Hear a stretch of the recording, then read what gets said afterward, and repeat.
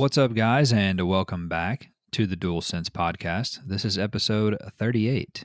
I'm one of your co-hosts, Jason. I'm joined, as always, by Travis, my other co-host, who I'm seeing on video today, and he's giving me the gun show. You like it? Yeah, I like it. I see both of your shoulder tattoos in all their glory. You look like you just maybe got back from Sturgis, and so here we are. So what's good? What's going on today? The amount of underarm hair I have is alarming. You have very thick underarm hair, but you know what? You have thick hair anyway. I'm very jealous. Yeah, I don't know what it is. As a balding man, I'm very jealous. I think it's the Native American, but that doesn't explain the facial hair. No, that's not true. I don't have any chest hair, so that is Native American. That must be what it is. It's very native of you, yeah. So it's strong in you. The Native American is strong in you. It's kind of like the Force. So the Travis, the original Force. Travis, for the uninitiated or the noobs, we are a weekly podcast where you and I get together and discuss all things PlayStation, all the news, rumors, new game releases, and a little bit more each and every week. And we post episodes on Mondays. We also post our episodes on YouTube if you prefer to listen there. And if you want to engage with us, if you want to holler at us, you can find us on the Twitter at the DualSense Pod. And the YouTube page is also called the Dual Sense Podcast. And in addition to the new episodes every Monday, we also post some game streams and clips occasionally over there. If you want to check out some of our shenanigans. Lately, I've been doing Hitman. Travis has put some races up there when he's done some racing, and that's pretty much it. So, without further ado, what have you been playing this week? What's going on? Well, you found this really cool thing on Reddit called the Youth Academy Challenge. Oh, yeah. On the FIFA. Mm-hmm. So I picked some team in Scotland called Kill a Man Rock with a rock. I picked them because they have 2 squirrels in their logo, and I was like, that's dope. So anyway, made it through season 1 last night. My whole team is youth squad except for one guy who I got back from a loan at the end of the year. They didn't keep him. He's just like on the team. Like he's going to leave eventually. But I found a couple of dudes. One guy was 3.8 million. Jesus. Was his worth. He's a 70 now, and I moved him to center mid because I kept finding all these wings and left and right mids that were quick. So I just put him at cam, and he's actually like he makes runs like he's a winger. So it's awesome. I just get all these dudes in the box. It's pretty cool. But anyway, that's been fun. Won the Scottish Cup. So I did the domestic double, and then I'm in the UEFA Champions League now. So we'll see how this goes. Now all of a sudden the games are sort of stacked in the week, which they weren't last year. And I don't know if I have enough depth to make it through that. I'm going to have to prioritize the Champions League or the domestic league. So we'll see. Hopefully I'm going to pick the Champions League just because it's more prestigious, but hopefully if I don't get too far behind in the domestic league here. We'll see. You fly through seasons. You're already in season 2. Yeah. I mean, you're like the wind. I'm in like October of my first season, so you must have some witchcraft. I play until I get up by 2 or 3 goals. It depends on how comfortable I am. Yeah. And then I just jump to result. Yeah. Maybe I need to do that. If I lose, I lose. If I win, I win. And I've lost a couple of times like that. But usually if you get up by 3 goals, the worst that'll happen is a draw. Yeah. So I just do that. As I really wanted to get through season 1. Now that I've gotten through season 1, I might not do that. Yeah. I like my team. The only player I don't like is I have a striker with a man bun ponytail thing. Yeah. He's not worth the shit anyway. He's like a 50. Doesn't Zlatan, maybe not anymore, but didn't Zlatan have the man bun? Didn't he rock the man bun? Yeah. Yeah, but he's cool. He made it cool. Gareth Bale did too, I think, for a little bit. Right. See, I thought he was a douchebag, so it's weird. I don't know. Zlatan do whatever he wants. So every time that I come across your team name, whatever it is, Kiliman, I always want to say Kilimanjaro, and I just can't help it. But do you want to talk about, just really quick before I start talking about my games, about your team's sponsor? Oh yeah, a team sponsor is like Browning Baked Pies or Browning Bakery. They make these meat pies in, like, in that in that city that they're in. I think it's hilarious. I love that it's a baked good. That's another reason I liked them, 'cause I looked at their sponsor, I was like, "What the hell is this?" And I Googled it, it's like some local, like, restaurant company thing, it's awesome. I love a good meat pie. Right. Love a Right, good right. one. Well, I also played FIFA. I'm doing the same thing as you. I am doing Scotland, the Scottish Premiership with the Youth Academy Challenge, and I am who am I? Oh, Ross County, the Staggies, as they are called. Anyway, mine's not going quite as good as yours, but I'm not as far along either. So we'll see about that. And then I finished Hitman. I don't remember if I talked about that on last week's show, but I finished Hitman, the whole trilogy, and 3 is definitely the best one out of all of them. And there are 3 missions in 3, no pun intended, that are fantastic. They're the Mhm. best 3 of the entire trilogy. And one of them you know about because we talked about it last week, but there are 2 more after that that are fantastic. So it is a very good game. They've definitely like improved a little bit each game through the trilogy, and 3 you could tell they did a couple of things different just to maybe try some things out for, I don't know, maybe the future, but it's cool. It worked out. It paid off for me anyway, so I definitely recommend that. And then I'm going to talk about the third one last, but we've also played a little bit of Battlefield 5 this week. We downloaded Mhm. Battlefield 5, and after I saw Jack Fragg's video and he was just popping heads, and we played a little bit of that the other night, and it's better than I remember it. Yeah. I think they've updated and tweaked quite a bit, Mhm. so I had fun with it. What did you Yeah, that's think? cool. Yeah, it's whatever updates they've made in gameplay since, what was it, 2018 have been Yeah. they've done a good job. It's not as, grounded as Battlefield 1 to me, if that makes sense. Hmm. And, the only thing I don't really like, I feel like this when you look down the sights on your guns, like, if you put, like, a medium scope on a sniper rifle or something, it feels it looks weird, like, it's odd to me the way it looks, like, Hmm. I think Call of Duty does a really good job with how guns look when you look down the scope, and they do a really good job getting, like, the gun sway and stuff like that, but, Hmm. that was my only real criticism about playing it, was it just felt weird. You lose kind of that level of, immersion or being locked in, whatever you wanna call it. Hmm. That being said, the thing that they do really well is their environments, which they've always done really well, Yeah. and we were playing Breakthrough.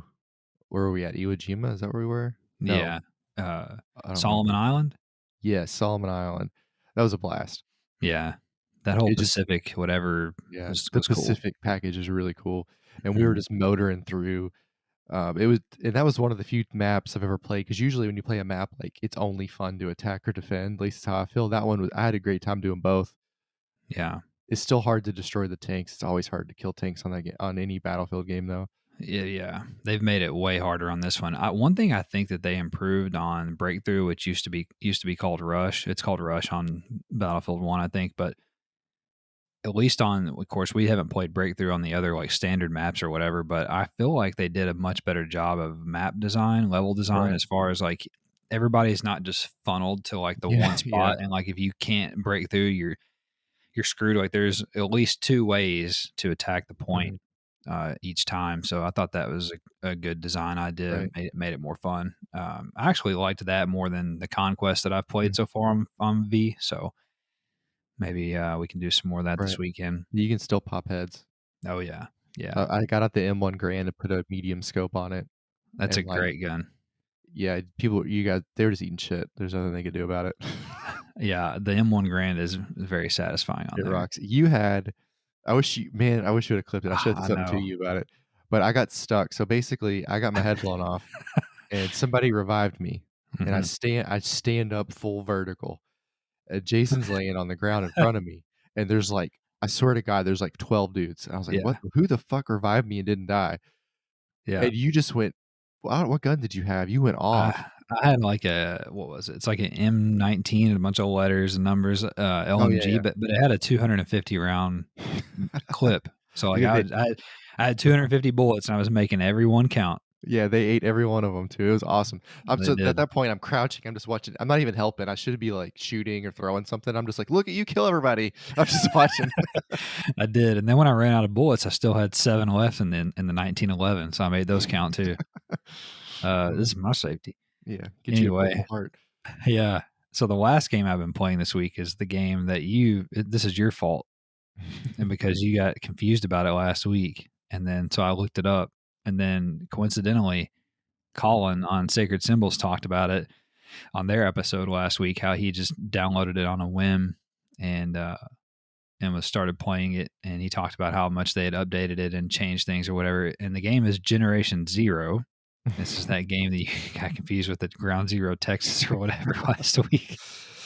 So the game is actually very cool. Don't get me wrong, it's not the best looking game, and it's got some jank. Like you can ride a bicycle in it, like that's your mode of transportation because it's like 1989 Sweden, and so the bicycle is the mode of transportation. And like if you hit a log, like your dude will just fly 50 feet in the air. It's That's like kind of awesome. it's like you ran over a grenade, like stuff like that. It'll make you laugh.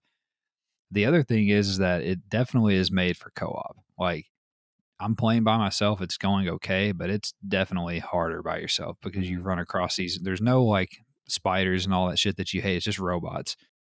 And you run across them quite a bit. And there's small ones, there's big like Titanfall looking things and whatever. And I mean, they're no joke. So I burned through the first aid kits, and I got a feeling that I'm getting ready to get to a point where it's going to be maybe too hard by myself. I don't know. We'll see. Right. But it's cool, man. It's got a lot of Fallout going Mm. on. It reminds me a Yeah. lot of Those Fallout. robots reminded me of Fallout.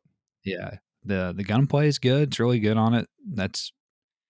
I enjoy that quite a bit. It's maybe the best part. And then there's no NPCs. Like you're not seeing other humans or whatever. At least not yet. It's just all like audio recording and finding notes and things like that to get the story. So I don't know. It's not bad. I mean, I keep playing it, so there's got to be something to it. But anyway, Right. so thanks for that. You're welcome. One thing I wanted to say about Battlefield that I forgot before we Mm, move on is they do such a good job of moment. They create these moments organically, but hmm it's a lot to do with their weapon design and their map design. But I was sniping a guy on the Battlefield 1942 map. Oh He's over yeah. by a tower on the back behind C, and I shot. I think I hit him like in the shoulder. It was like plus 60. So you when you reload whatever I was using, the Gur 48 or whatever, you Mm. put the scope down, you cock it, and right when I pulled the scope back up, he was flying through the air because a tank shot him. So Oh yeah. it was fucking amazing. It was like I missed this. This is Yeah. hilarious. Like, It is. It really is. So I forgot to say it. We're back to Battlefield. They did tweak. I remember a big problem that I had with the game when it launched because the last time we played it was 2018. Was the tank controls, like how they drove and everything. And they've tweaked all that. They definitely drive a lot better. It's not exactly like Battlefield 1, but it's way better. So you can mhm. actually use them now. So the tanks feel a lot better on there. But anyway, let's get into the news here. Not a lot of news. There's a couple of interesting things here. So let's jump in.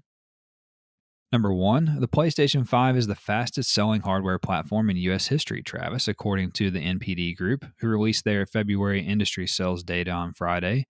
For the month, however, the PS5 was still outsold by the Nintendo Switch, which can't be stopped and continues to take the top spot every month. Overall, hardware sales were up 121% year over year in the month of February to $406 million, which is the best February for hardware sales since February of 2011. On the software front, the best selling PlayStation games for the month were Call of Duty Black Ops Cold War at number 1, Spider Man Miles Morales at 2, Persona 5 Strikers at 3, Madden NFL 21 at 4, Assassin's Creed Valhalla at 5, Minecraft PS4 edition at 6, thing's a beast, NBA 2K21 at 7, FIFA 21 at 8, Call of Duty Modern Warfare at 9, and Little Nightmares 2 at number 10. Mm. And then overall, on the overall game selling list, software sales list, regardless of platform. Black Ops was second. Miles Morales was fourth on the entire list. Persona 5 Strikers was third. Madden was fifth. Valhalla was seventh. Minecraft fell down to 18th on the overall list. NBA was 12th. FIFA was 11th. Modern Warfare was 10. And then Little Nightmares, which just came out this month, was 6th overall. So anyway, what do you think about the list here? Interesting thing about Little Nightmares, it's picking up some heat, but it's I think on Instagram it's your share of the week next week is Little Nightmares too. So Oh, okay. whenever a game jumps onto that for the share of the week, I always think that's interesting for some Hmm. reason. I don't think anybody is surprised about the PS5 selling that much, Yeah. or at least they shouldn't be. It is, for all intents and purposes, the better console with better games and exclusives. So that's nothing there is a surprise. What I think Hmm. is interesting is when we may have talked about this before, but like when is PlayStation or Microsoft or whoever going to say, "Hey, we should compete with the Switch," or is it just like some sort of juggernaut they're all afraid to mess with? I don't know, man. It's so silly that nobody's doing it. They're just giving it to them. It's wild. Right. I don't understand. I don't either. I So one of the things that I wonder about this is, PlayStation 5 is the fastest selling hardware in the US. So we know they're supply constrained, right? Like Mhm. people are having a hard time getting them. So what would the numbers be if there was an infinite supply? Like where Right. would they that we know they've sold, at least through the end of last year, 4.5 Mhm. million. We're into March. So how many would they have sold if they just had an infinite supply? There's no And telling. I know I mean if they had more supply, they might be on pace to sell more, definitely more PS4s, but I can't remember how many we sold, but maybe they may. Who knows where this thing's going to go? It may be even sell even more than the PS4. It may get close to the Wii. Mhm. I guess we'll see. It's pretty impressive, pretty wild. And the other thing about the games, the one thing that stood out to me was the fact that Miles Morales, which was a PS5 launch game, was second on the best Oh, selling yeah. the best selling games list, which partially is to do with more people getting the PS5 in their hands, and then it's also pretty impressive that it was fourth on the overall list. So Mhm. It's a I lot of think, copies. yeah, I think it's going to have some long legs, like probably most of the year. I think it's probably going to chart most of the year because people are still going to start trickling into getting their PS5. So Mhm. and then Little Nightmares is good for them. Little Nightmares, the first one's really cool. I played it. It's a good game. I think I played it because it was on PS Plus or something like that. But it's cool. It's so I get it. Number two, Microsoft officially announced on Tuesday the completion of their acquisition of ZeniMax Media, the parent company of games publisher Bethesda Softworks. Newsworthy for PlayStation gamers is the fact that it has remained unclear since the announcement of the initial deal whether or not future Bethesda games would release on PlayStation consoles, made even more unclear by Microsoft's continually ambiguous statements since then. Later in the week, Xbox released a roundtable discussion with Xbox chief Phil Spencer and Todd Howard from Bethesda Studios, in which Phil Spencer clears up the confusion by stating, quote, and even in the future, there might be things that have either contractual things or legacy on different platforms that will go do. But if you're an Xbox customer, the thing I want you to know is this is about delivering great exclusive games for you that ship on platforms where Game Pass exists. End quote. Essentially, Xbox will fulfill all current Bethesda contracts, such as games like Deathloop and Ghostwire Tokyo on the PlayStation 5, and then after that, we can expect their games to be exclusive to Xbox platforms. However, there is still uncertainty as to whether previously announced games like Starfield and The Elder Scrolls 6 are currently under contract or not. So, what do you think of this? You gonna miss Bethesda? Probably not. You hate their spiders anyway, don't you? He leaves the door open by saying legacy games and whatnot else, so that kinda leaves all the platforms open, even if there is exclusivity, he could come out and say, "Well, Elder Scrolls was kind of a legacy game on PlayStation, so it'll be Hmm. on both," right? He still hasn't said yes or no. I could see it going either way. Like, to me, it just doesn't make sense to ban it to do an Yeah. exclusive when you paid that much money for it. like I would want to try to make that money back as fast as I could. So I would want to keep it multi-plat. But I get it if they go, which we've said before. I get it if they go exclusive because like on one hand it's like, well, why buy it? Yeah. So I don't know. I go back and forth on it. Yeah. I kind of, after I wrote all of this, I was on Twitter some more, and I kind of think now that the way it's going to go and what they mean by like legacy and stuff is like Fallout 76, for instance, like it's already on PlayStation platforms. And I think they're going to just keep, putting stuff out for it on PlayStation. And I think maybe that's what they mean by legacy, as opposed to, hey, Elder Scrolls, has always been on PlayStation, so we're going to put it on PS5. I don't think they mean that per se. I think they just mean that stuff that's already there that they're going to support, like Fallout 76, or I don't know what some of their other games that have a kind of like a live service model. But I think that's what they mean. And then the contractual things, that's pretty obvious. That's Deathloop and Ghostwire. Um, I I think that after Deathloop, after Ghostwire, I think that that's probably it. Of course, I mean they can change their mind at any time, I guess, but I feel like that's probably the last ones we'll get on PlayStation. And I have a feeling that if we want to play Starfield or the Elder Scrolls, that we're gonna have to get an Xbox, unless PlayStation at some point agrees to have Game Pass on PlayStation, which would be wild. Number 3, website Push Square reported that The Last of Us Part 2 developer Naughty Dog is hiring an economy designer, Travis, for its multiplayer mode. The job advertisement on Naughty Dog's website states, quote, "We're looking for a passionate multiplayer economy designer who can help us create avenues for self-expression for our players, ensure robust longevity to our games, and give our players great rewards to strive for." End quote. What do you think about this? They're doing is self-expression like skins and clothing designs, or is it like Yeah. Harry Potter where I can be a transgender goat? Maybe it's all of it. I don't know. Probably all of it, honestly. But I thought it would be like skins and stuff.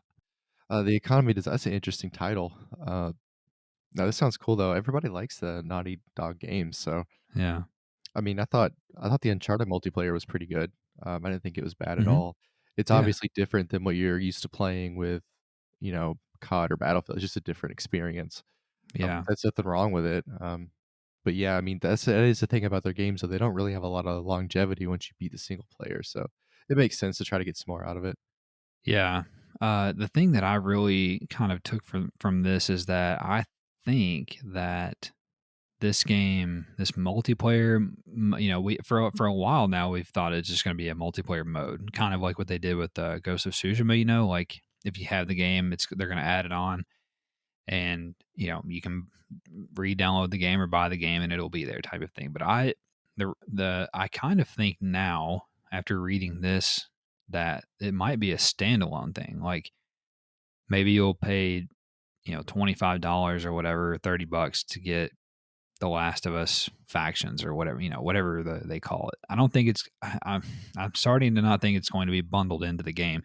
I think maybe if you have the game, you'll be able to download it for free, type of thing, maybe. But I'm starting to think more that this might be a standalone game, which I actually think is a good idea. I think separate it out and make it its own type of thing within the universe. And people like you who may not give a shit about playing The Last of Us might jump in to play the multiplayer because the gameplay is cool. You know what I mean? Mhm.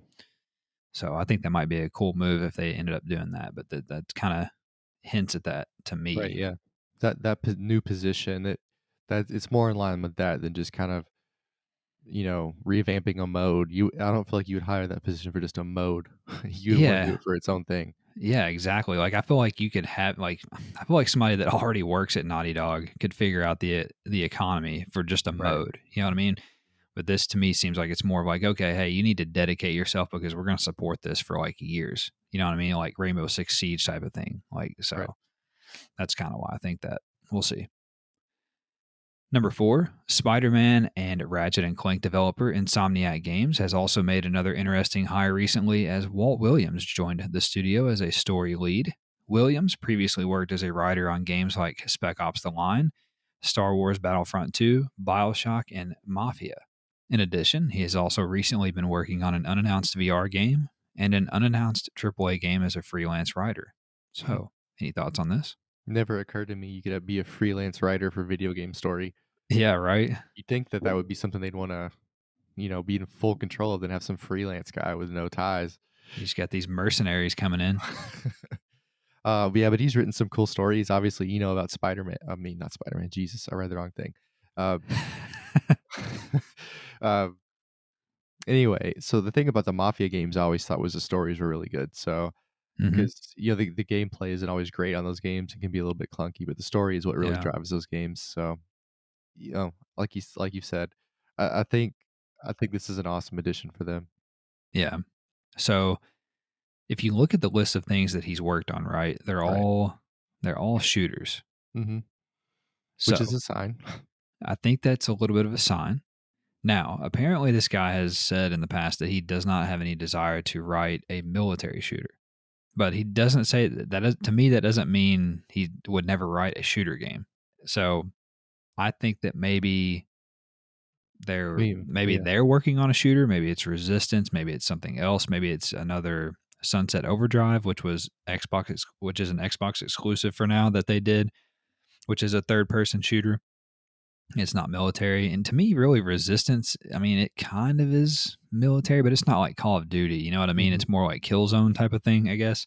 these are all third-person shooters. Yeah. So I don't know. I think maybe they're working on a shooter. And it would be dope Mhm. if it was Resistance. I'd love to play those games. Yeah, and like you said, to your point, I don't think it's a military shooter Yeah. at all, but that doesn't mean it won't be cool. Yeah. I think PlayStation is working on one like we've talked about. I think Gorilla is working on that though. Mhm. Whether it's SOCOM or something else, I think they're working on a shooter because Gorilla is the studio that has the Rainbow Six Siege dude. Remember they hired Yeah. the game director from that. So Mhm. they're probably the military shooter guys, but we'll see. All right, Travis, we got several news nuggets here as well. Feel free to jump on in here. First nugget, the official soundtrack for PS5's surprise hit, Astro's Playroom, is now available to stream or download from all of the usual music services. You going to enjoy the soundtrack over again while you woodwork? I don't Listen remember any of the songs from it. to GPU. You don't remember Oh, that yeah, one? it was all weird ones, yeah. Yeah. Definitely. Yeah. That'll get you going while you're woodworking, while you're playing with your wood. Sony has added Denuvo's anti cheat technology to their suite of available middleware on the PlayStation 5, which means that it will be available to every game published for the system. And apparently, this is already on PlayStation 4 as well. I love that we went from, like, sheets and sheets of cheat codes for games when we were kids to now we have this anti-cheating technology. Yeah, no more Game Shark. That shit's over. Game Shark was a shit. It was. Watch Dogs Legion received its online update this week, which weighs in at around 10 gigabytes on PlayStation 4 and a mere 2.3 on the PlayStation 5, and it adds co op missions, free for all death matches, and more. Which begs the question, how much does a gigabyte weigh? Does it I weigh don't anything? I don't know. Does Can it? you can you put much like, does the PlayStation weigh more when you download games? Like, how can you put information into something and it weighs nothing? I don't understand. Oh, that's fair. Yeah, that's fair. You're getting deep. That's we're going to turn into a philosophical podcast here before long. Website Push Square reported that PGA Tour 2K21 will run at 60 frames per second when its next major update drops, which also introduces the second Clubhouse Pass. So they've already monetized a golf game, Travis. Right, it took him 2 seconds. Yeah. I wonder if you can play with Tiger Woods or if he's, like, on the IR, how that works now that his leg was in 15 pieces. Yeah, you don't need legs to golf, man. Just get him in that chair. Push Square also reported that Tomb Raider Definitive Survivor Trilogy has leaked and it will release on March 18th for last gen systems. So next week, be on the lookout for that. That the Resident Evil Village file size for PS5 is leaked and clocks in at just over 27 gigabytes compared to 35 gigabytes on Xbox. Some of that oodle crack and compression technology, Travis. Mhm. That puzzle game Lost Words Beyond the Page will come to PS4 on April 6th, following a period of Google Stadia exclusivity. That Overwatch has received a next gen upgrade on Xbox Series consoles, but not on PlayStation 5. Because of the way that backwards compatibility is handled on the PS5, it would require Blizzard to create a full native PS5 port of the game. So they're lazy. They don't give a shit. Push Square also reported that a new update for Destruction All-Stars has added a new game mode along with several other updates and bug fixes. That an EA Sports employee has allegedly been illegally selling FIFA Ultimate Team card packs for between 750 to 1,000 euros a piece. My dude. Hey, he's hustling. That the second DLC for Immortals Phoenix Rising, titled Myths of the Eastern Realm, will release on March 25th. And that recently obtained documents from the Collegiate Licensing Company state that the new EA Sports college football game is planned for a July 2023 release. I guess the cat's out of the bag on that. Mm-hmm. If anybody had listened to the show probably 2 or 3 weeks ago, they would know that already, Travis. Website PlayStation Lifestyle reported that in addition to new content coming to The Division 2 later this year, Ubisoft will also be recycling the past seasons of content for users who did not get a chance to experience them, beginning on March 9th with Season 1. So that's underway. That's lazy. You're just recycling. What are we doing? Yeah. I think that they they obviously didn't anticipate doing this, so they're just like regurgitating. They're like scrambling, to have shit. Yeah. So they didn't anticipate having like 46 million players. I guess after it sold pretty slow, I guess. They had the most players, and the highest like concurrent player count was March of last year whenever they put out that Warlords of New York thing. Right. But still, people play it. I mean, I'm still trying to play it if John will ever be a real gamer friend. Also, Travis, PlayStation Lifestyle reported that developer V1 Interactive, the studio behind the poorly received first-person shooter real-time strategy hybrid game Disintegration, is closing down. The studio was founded in 2014 by Halo co-creator Marcus Leto. That Genshin Impact Update 1.4 launches on March 17th and features the Windbloom Festival event. You excited about that one? Yeah, I love the Windbloom Festival. Loving the wind blooms me. That publisher Bandai Namco plans to share more information regarding JRPG Tales of Arise sometime this spring. Oh, thanks, Bandai. Hitman. We'll get around to it in the spring. We'll get there.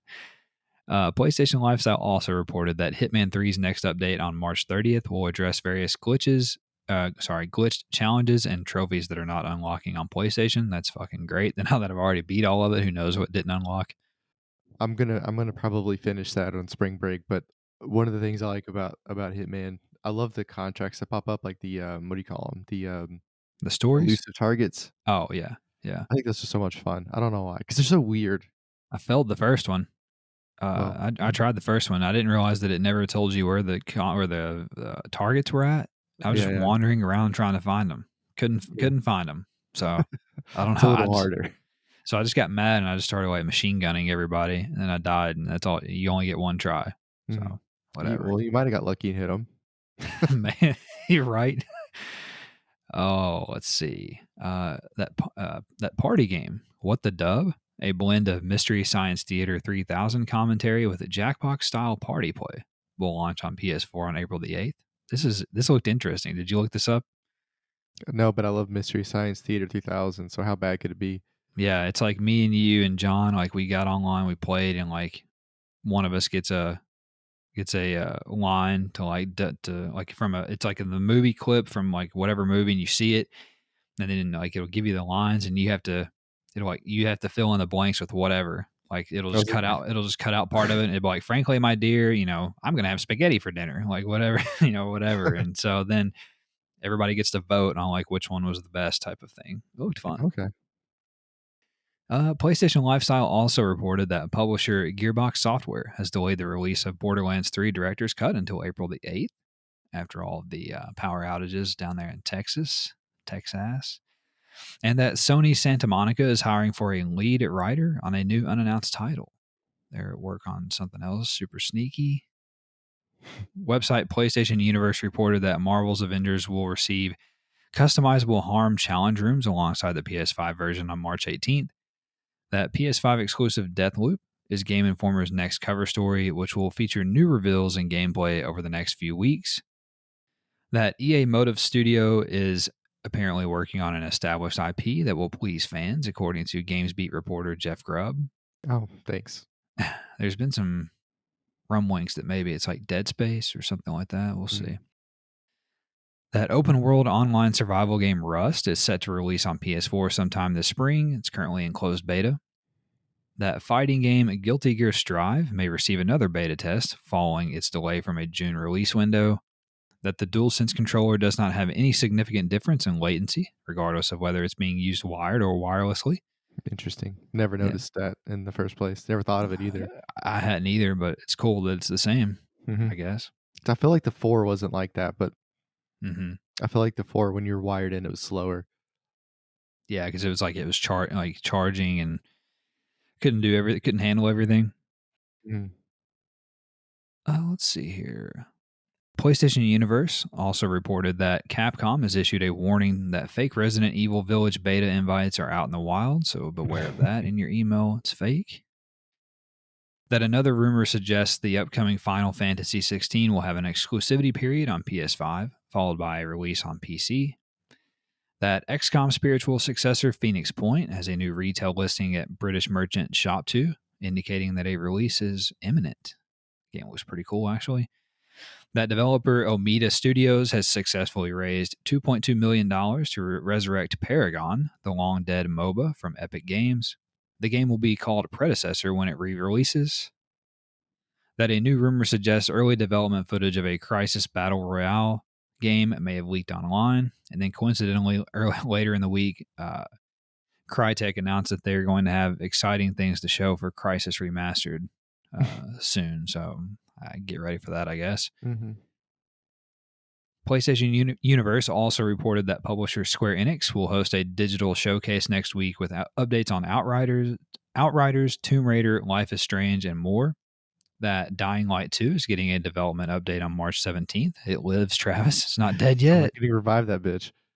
I'm guessing we're going to see more gameplay and still no release date. That's fine. At least it's not dead. I mean, Yeah. what can you say? Yeah. Hopefully it doesn't look like dog shit. I mean, I'm sure it won't, but with as much problems as they've been having, this is probably a game that I'm going to wait for reviews on to make sure it's good. Right. Let them fix the bugs because it's going to have bugs. Yeah. It sounds like it's a mess right now. And that Chivalry 2, Travis, the crossplay closed beta for that has been delayed to April 23rd. That's that game that we're interested in. Yeah, I want to hit guys with maces and Yeah, all. It looks awesome. it does. It's like when we were watching. What were we watching the other day? The clip of Outlaws and Legends, Oh, and yeah. that dude Yeah. just arrowed that guy right in the face in between Love the it. thing. Awesome, man. I Mhm. want to do that in multiple games. Yeah, love that. God, that looks so awesome. PlayStation Universe reported that the mayor of Tsushima, Japan, now wants to make all employees of Sucker Punch Productions an ambassador of the island. It's nice of him. Didn't want to leave anybody out. That Sony Japan will be hosting. Oh, wow. Is that what they're hosting? Yeah. We'll be hosting a play live stream on March 21st featuring Final Fantasy VII Remake Intergrade and Resident Evil Village. And that God of War producer Rhonda Cox has left Sony Santa Monica to join Xbox first party studio The Initiative as a senior Cool. producer on the upcoming Perfect Dark reboot. So we swapped Yeah, her. take that Cox over there. Take that Cox over there. So we swapped her for that dude that jumped ship from The Initiative a couple weeks ago to work for Sony at Insomniac or wherever the hell, if you remember that. It's a trade. I wonder what the star rating was on 2K. Right. All right. Website Gematsu reported that Shin Megami Tensei 3 Nocturne HD Remaster has been rated by the ESRB. I'm stoked for that. That post-apocalyptic Metroidvania Turbo Kid, based on a 2015 Canadian film, will launch sometime in 2022. That gothic horror action game or action RPG Black Witchcraft will launch on PS4 at some point in the future. That co-op adventure game We Were Here Forever will launch on PS5 in Q4 of this year. That roguelike dungeon RPG Dungeon and Gravestone will release on PS4 on April 23rd. That first-person alternate history adventure game Paradise Lost will launch on PS4 on March 24th for $14.99.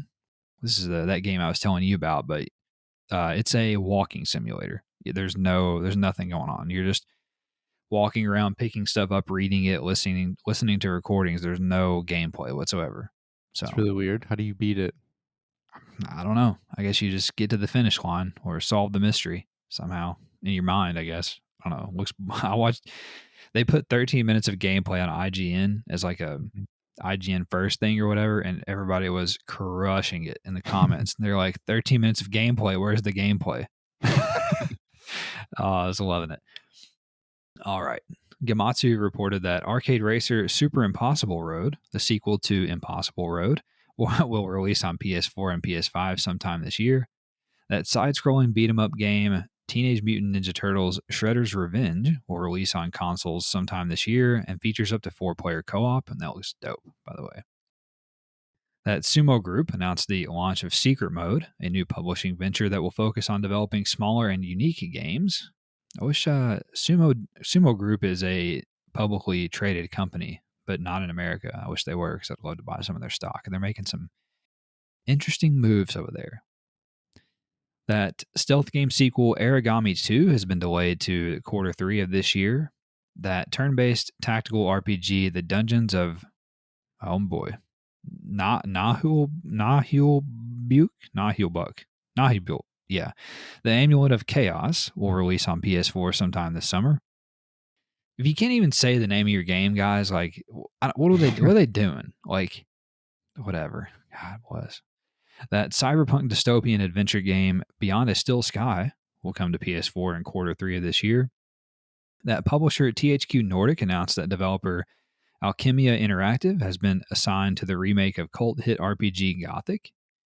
That Electronic Arts has signed a publishing agreement with Silver Rain Games for their unannounced original game. That Dark Complete Edition will launch on March 25th for PS5. That The Outer Worlds next DLC, Murder on Eridanos, will be releasing next week on March 17th for the PS4. And that is all for the news this week. Relatively light week compared to what we've had. And with that, I'll kick it over to Travis for the new game releases. On March 9th, we had Ginsu Skydrift, which is not as cool as it sounds. That could be a really cool game with that title, and then it's just like not. On the 10th, we have Die Young on PS4, which is probably the most interesting game on here. It's a survival horror game. You'd probably enjoy it. Ooh, I'm gonna look it up. Following Only that, the we good have die young. Star Renegades. On the 11th, we have Arcade Action Wrestling. Bishoujo Battle Cyber Panic. That's a cool one.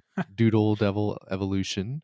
Monster Energy Supercross on the 5 and 4. On PS5, we have Monster Truck Championship. On PS4, we have Note a Composer and a Note, which looks terrible. On PS4, we have Smashing the Battle Ghost Soul. And on the 12th, on PS5, we have Crash Bandicoot 4. Huh. And I'll tell you, Crash Bandicoot will get the best rating out of all those games. Absolutely. The Monster Truck Championship game actually looks kind of neat on PS5. I mean, I would never pay full price for it, but if it's ever I'm hoping that it's going to be like a PS Plus game at some point, Right. down the road. Just When's that driving. game? What is it? When's that game come out where one of us drives and the other one builds? Oh, yeah. Next week, I think it's the 18th or the 19th. All right. Yeah, I thought it was close. Yeah, it's like, what's it called? Like, Can't Drive This or something like that? Something like that. I don't know. Yeah, that looks fun. All right, that's it for the new game releases this week. Not a whole lot of those as well. Just kind of a slow week here in the middle of March. All the fiscal years are winding down at the end of March, so probably going to be another slow couple of weeks before we start ramping up. I think April we're going to get a shit ton of announcements on stuff like Rainbow Six Quarantine and Far Cry, and all these publishers are going to start making announcements Right. probably after 1st of New April. fiscal year. Yeah. Yeah, Get that shit out. Yeah, there's a lot of stuff that's still kind of out there that we don't know about, and I think we're just going to get like a deluge. So we'll see. All right, let's start to wrap things up here. Travis, talk to me about what's on your radar for the week ahead. What are you looking forward to playing? Anything? I'll do some more Breakthrough. Yeah, that was a good time. Keep doing that. I'm enjoying the Battlefield 5 finally after all these years. It only took 3 years. Finally having some fun. Right when the new one's going to come out, so that's fine though. Yeah. I'd like to see what this 8-on-8 thing is on Destruction All Stars, because some of the stuff I've read online says people are really enjoying it. So I'd like to see what that's about. It might be terrible, but I feel like it's just going to be a lot of chaos. But we were already playing 8-on-8 anyway, so I'm not really. Unless it's 8-on-8 individuals. and then Yeah. it doesn't matter. I don't Yeah. remember what it was when I read it. I think the mayhem mode is like just straight like death match basically, like no tornado in the middle, I think. Okay, right. Yeah. Well, that might be interesting. Yeah. Um, Other than that, I don't think there's much going on. I'll probably mess around on FIFA some more. Mhm. If I do another challenge, I'll probably make it another youth challenge. I'll probably make it really hard where you just have like I have like the worst scout and he's the only scout I have. That'd be wild. And just do like You're one country or something. Yeah, then you could end up play it's gonna be terrible. But Yeah. because I felt like I got good really fast. But like you said, I was finding these dudes that were really good. Like You were. once a month, I was finding these dudes worth $1 million. It was crazy. You were. Well, I'm gonna plan to play some FIFA as well with my Youth Academy challenge. I'm not totally into it yet, but I think it's because I haven't found a good player yet. You know what I mean? Like you have, so I'm not like all the way bought into it. But I'm hoping that it comes together soon because I just got a 5-star scout, so maybe he'll find some lads for me to be excited about, and then I think I might play some more Generation Zero. I'm gonna keep playing it until I get frustrated with it because I just feel like I'm on the cusp of like a point in the game where I'm not gonna be able to get past it by myself, type of thing, and so maybe that's where the game breaks for me. We'll see how well they designed it. And then definitely want to play some more Battlefield V. Enjoyed that the other night. Play some Breakthrough. I want to check out the standard maps on Breakthrough. I Mhm. don't really remember any of the standard maps. Very maybe a couple, but and I'm trying to think of anything else. I've beat Hitman, so that's why I'm playing Generation Zero because I don't have anything else. Godfall was my plan, but then Generation sidetracked me. So we'll see if I get frustrated with Generation Zero, I'll go back to Godfall, work through that a little bit until the end of April when everything starts coming out. But that's pretty much it. I have been playing, dabbling in Vita occasionally, here and there, a few nights a week, just playing random stuff. So I'll probably just do that some too. Been growing my collection a little bit here lately, and got to keep those batteries charged. I don't want them to get old and worn out on me. So anyway, that's probably about it. With that, we'll get out of here, and I hope you guys enjoyed the show. If you did, don't forget to subscribe so that you never miss an episode every Monday. And also, maybe leave us a comment or review wherever you're listening or watching on YouTube, perhaps. And then finally, if you have a friend who may enjoy a podcast like this where they can get all of the week's PlayStation news in less than 90 minutes, by all means, share us with them. And if you want to talk with us, hit us up on Twitter at the DualSense Pod. And then don't forget to check out some of our streams and clips on YouTube at the DualSense Podcast. You guys take care, have a good week, and we'll talk at you next time.